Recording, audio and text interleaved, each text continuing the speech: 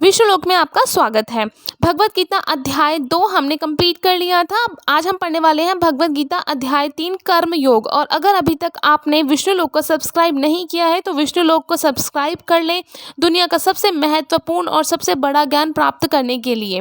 चलिए पढ़ते हैं भगवत गीता अध्याय 3 कर्म योग। श्लोक 1। ज्यायसी चेत कर्मणस्ते मता बुद्धि जनार्दन तत्किम कर्मणि घोरे माम नियोजयसि केशव। अर्जुन ने कहा, हे जनार्दन, हे केशव, यदि आप बुद्धि को सकाम कर्म से श्रेष्ठ समझते हैं तो फिर आप मुझे इस घोर युद्ध में क्यों लगाना चाहते हैं।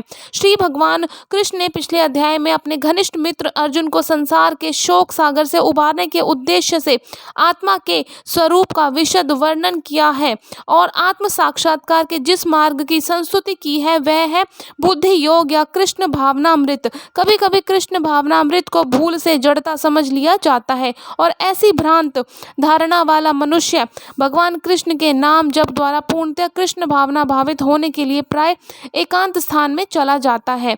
लेकिन कृष्ण भावनामृत दर्शन में प्रशिक्षित हुए बिना एकांत स्थान में कृष्ण नाम जप करना ठीक नहीं।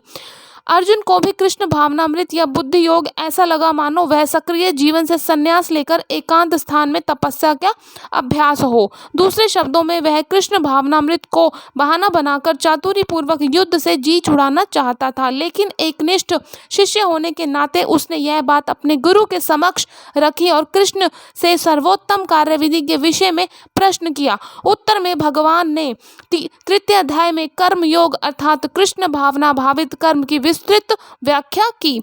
हरे कृष्णा।